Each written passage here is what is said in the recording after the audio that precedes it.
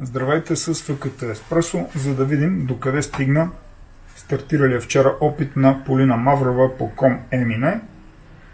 Вече над едно денонощие, по-точно 30 часа тя е по маршрута и вече е на Кашана. Какво стана в първия ден? С нощи към 10 тя пристигна на Витиня и престоя там около 6 часа и половина.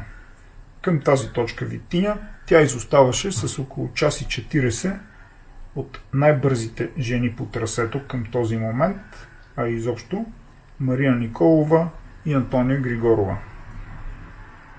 Между двете разликата е, че Антония е почивала там 8 часа, а Мария е минала почти без почивка. Полина, както казах, направи също почивка, но 6 часа и половина. Тоест, сутринта тя тръгна от Витиня с около 18 минути аванс пред Антония Григорова, но до Кашана, където е сега, тя почти го загуби и само с 2 минути аванс пристигна. Все още не е тръгнала от Кашана, за да каже колко изостава от Мария, но при пристигането си изоставането беше около 8 часа и половина. За справка, Мария там е стояла 4 часа. Тоест, ако Полина престои по-малко от 4, ще съкрати тези 8 часа и половина, зависи колко престои.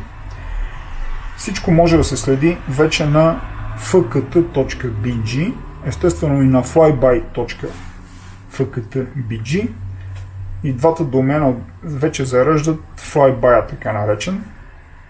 Стария сайт, който познавахте и до снощи беше на fkt.bg, скоро ще се появи на old.fkt.bg, още известно време преди да го спра. Ще го спра, просто той не е функционален и така, морално остарял. Няма функционалност, която да ви липсва на новия.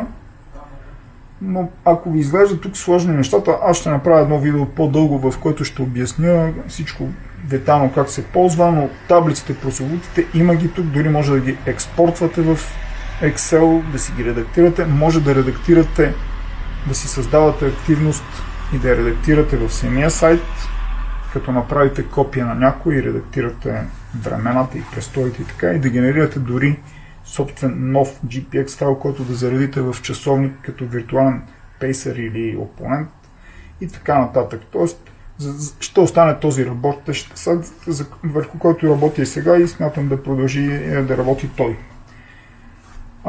Това е.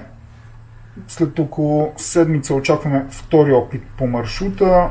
Т.е. при жените е доста интересна пролета по Ком Емине. Ще следим следващите дни какво прави Полина и следващия евентуален опит, който чакаме. Всичко добро!